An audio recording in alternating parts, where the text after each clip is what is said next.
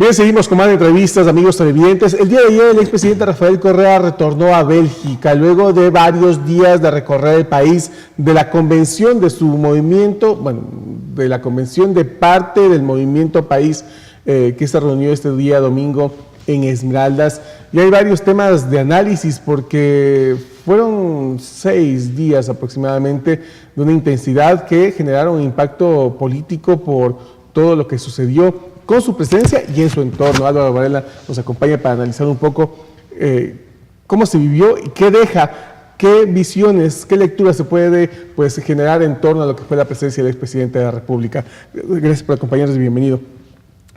Fue una presencia que generaba demasiadas expectativas o muchas expectativas, pero de alguna manera se percibe que no fue tanto lo que se pensaba iba a generar la presencia del expresidente Rafael Correa. ¿Qué tan cierto es esto? Fabricio, encantado, muchísimas gracias por la invitación. A los televidentes, buenos días. Yo creo que hay que puntualizar unas 4 ideas en torno a lo que ha sucedido durante esta semana que el presidente Correa ha estado de visita en el país. Lo primero que a mí me parece fundamental es entender toda esta serie de tropiezos que ha tenido durante estos 6 días, prácticamente desde el momento que especulativamente no se sabía la hora exacta que llegara a Guayaquil, pero a partir de ese momento ya teníamos algunos tropiezos. Lo segundo que a mí me parece también relevante de pensarlo es el rol que ha jugado la oposición y tras 6 meses de gobierno del presidente Moreno, la oposición, entre comillas, ha brillado por la ausencia y hasta este momento no le ha propuesto al país una sola propuesta. ¿Cuál oposición? ¿La oposición de su mismo movimiento o esa oposición? Hay que conversar. ¿Cuál oposición? Hay que conversar y discutir sobre eso, pero antes dos temas adicionales. Lo tercero que a mí me parece crucial, Fabricio, de entender es cómo es que le ha despedido el gobierno de Moreno al expresidente Correa en torno a estos audios reveladores que ha hecho el secretario de la Administración Pública, este señor Eduardo Mangas, ¿no? Que el presidente Correa ha dicho que no solamente ha metido la mano, sino las mangas en toda la gestión política.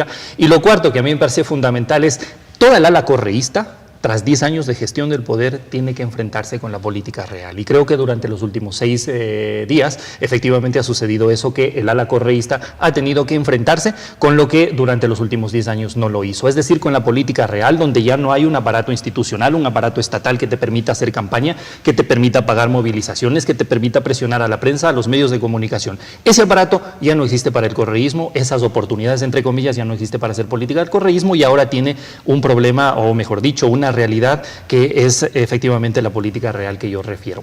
Lo que tú comentas sobre esto de la oposición es curiosísimo. Yo no sé si en alguna otra parte sui generis lo que sucede en el país, no sé si en alguna otra parte del mundo la misma gente de tu partido, de tu organización política con la que tú trabajaste, con la que tú fundaste el movimiento, ahora se convierte en oposición política. En la visión probablemente de los estrategas que están gestionando ahora mismo el ejercicio de la función pública del presidente Moreno, probablemente les resulte cómodo tener a un opositor dentro de sus mismas filas por la incapacidad que ha tenido la oposición al otro lado, en este caso creo, y las otras organizaciones políticas, de no poder apuntalar una propuesta que le responda al país las inquietudes que ahora mismo tiene en torno a los temas que suceden en el espacio público. Analicemos algunos hechos. El primero, por ejemplo, llega el presidente Correa al país justo cuando había expectativa con respecto al pronunciamiento de la Corte Constitucional.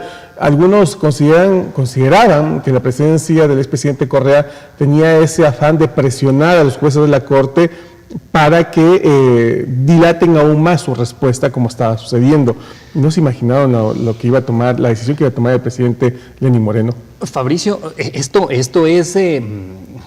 es fácil de comprender, las razones por las cuales la Corte Constitucional retrasaba tanto la emisión del dictamen constitucional sobre las preguntas, y no puede ser comprendido al margen de que estaban jugándose un momento político para evaluar cómo es que la ciudadanía le recibía al presidente Correa. Y de esa manera poder suavizar, entre comillas, valga la utilización de la palabra, poder suavizar el dictamen en A o B razón que le pudieran dar a la Corte Constitucional a la consulta popular. Pero como los hechos políticos han sucedido de una manera muy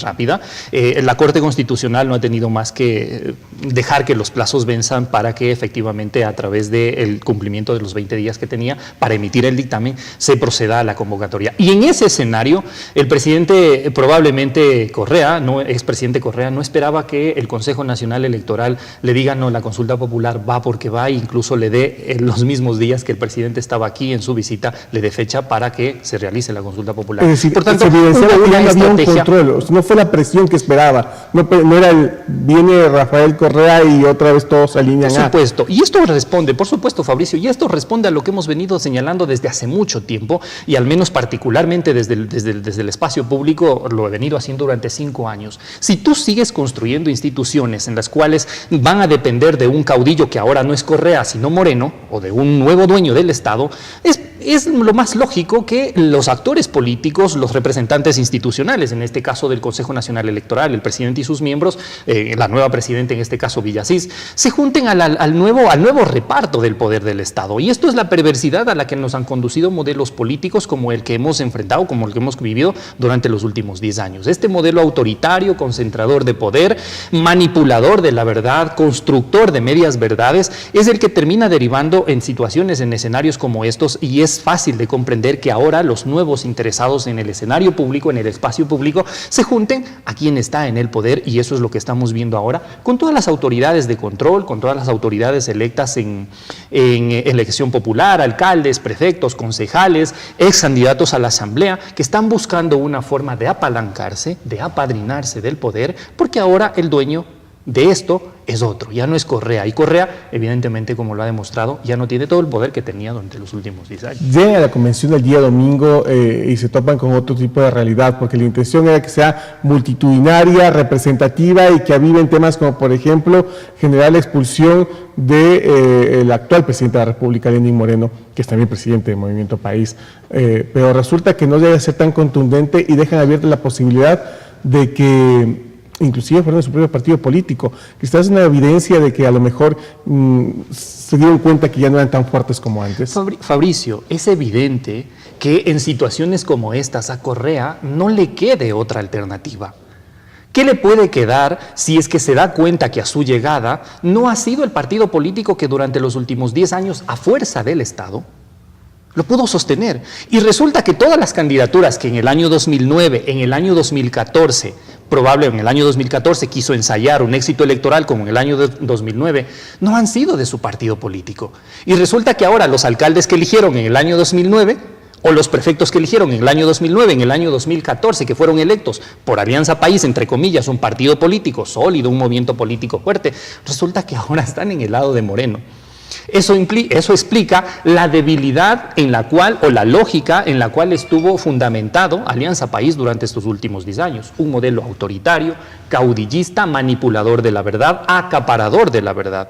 Entonces, si tú gestionas la política, como lo hemos hablado durante muchas oportunidades en este mismo espacio, si tú gestionas bajo esa lógica, sin tener una visión ideológica clara, sin tener un programa de gobierno que oriente efectivamente acciones que consoliden la democracia, la institucionalidad de la democracia, tienes estos resultados. Y es evidente y es lógico comprender que ahora Correa no le queda otra alternativa que decir: vamos a conformar con nuestros rezagos una nueva organización política, vamos a ver cómo le va, pero de momento ha sido muy crítico, y los tropiezos que ha tenido pues le han traído esta reflexión, ¿no?, de decir vamos a conformar una nueva organización política.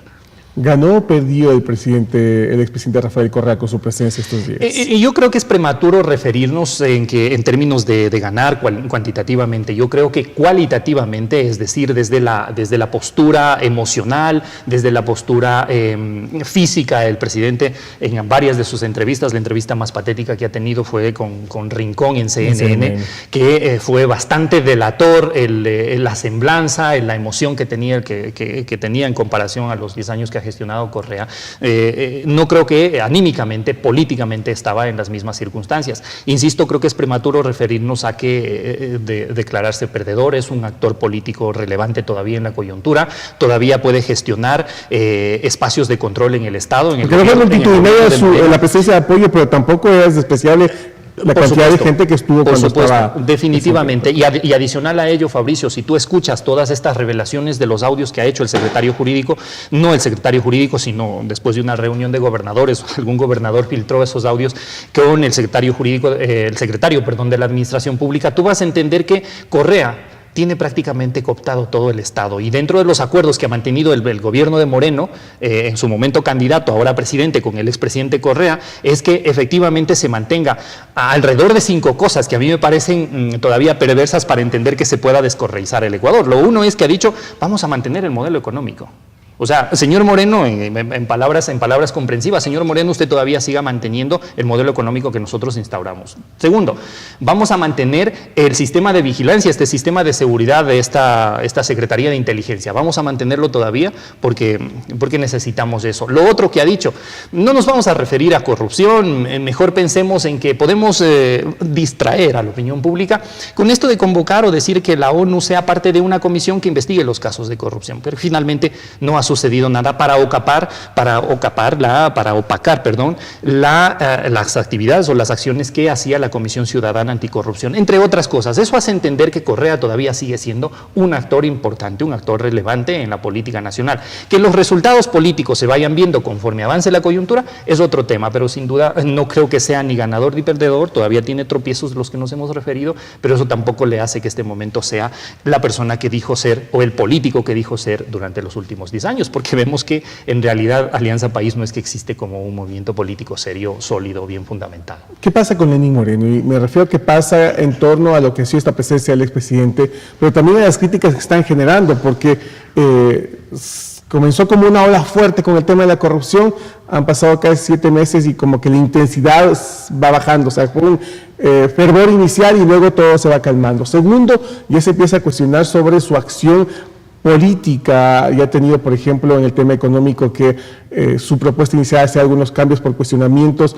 lo cual denota que a lo mejor no eran decisiones realmente analizadas, sino momentos que se tenían que tomar otro tipo de decisiones. ¿Qué pasa con el presidente Moreno? Bueno, Moreno no va a poder demostrar, bueno, este momento con todas las cosas que ha pasado durante los últimos 6 días, Moreno está en una encrucijada, en mi opinión, de demostrar con quién efectivamente o qué cambios efectivos tiene que realizar en torno a lo que ha sucedido durante los últimos 10 años. Eso por un lado, y por otro lado, Moreno va a enfrentarse a la real política de este país una vez que pasen los resultados de la consulta popular después del 4 de febrero. Mientras eso no suceda, todavía Moreno tiene 1 mes y algo más, 2 meses, diciembre y enero, todavía de manejarse en este discurso duditativo, de que ni con el uno ni con el otro se compromete, de que no hay una acción efectiva frente a ningún tema ni de corrupción, ni económico, ni político todavía, pero a partir de la consulta popular va a encontrarse con la realidad política porque va a tomar decisiones más frontalmente. Definitivamente, porque va a encontrarse con que quienes le han respaldado en su iniciativa de convocar o de ejecutar la consulta popular no es que son los suyos. Y si la consulta popular, hipotéticamente, como hasta el momento se visualiza que va a ser un éxito o las preguntas van a tener una respuesta mayoritaria por el sí, va a darse cuenta que todos los actores políticos no son que pertenecen o no son auténticos de Alianza País y va a tener que encontrarse con esa serie de intereses nuevamente sobre la mesa de Carondelet para entender si efectivamente esta propuesta de transformar o esta propuesta de darle un toque diferente de estilo a la gestión política puede ser viable. Y eso hay que verse, ¿no? Es decir, esta luna de miel política que se está viviendo en torno al presidente Lenín Moreno podría romperse luego de la consulta popular. Porque muchos han dicho, nosotros apoyamos la consulta popular y no al gobierno del presidente Lenín Moreno. Ese ya es un factor que se debería analizar. Por supuesto, y además tú considera, y televidentes, consideremos que no es que Moreno ha ganado con 5, con 10 puntos de diferencia, gana con 200,000 votos. No hubo un triunfo contundente. Eso hace pensar que el éxito político de Alianza País no está supeditado a un caudal electoral de importantes números. Por tanto, el presidente Moreno, como ahora el expresidente Correa se ha encontrado con la política real, Moreno tendrá que encontrarse con la política real a partir del 4 de febrero, cuando tenga que sentarse a negociar o sentarse a revisar todos los intereses que existen alrededor del Estado. Muy bien, Álvaro Varela nos acompañó esta mañana analizando la situación política del país luego de la presencia del expresidente Rafael Correa y lo que se viene ya con la consulta popular del próximo mes de febrero del 2018. Una nueva pausa, seguimos con más entrevistas.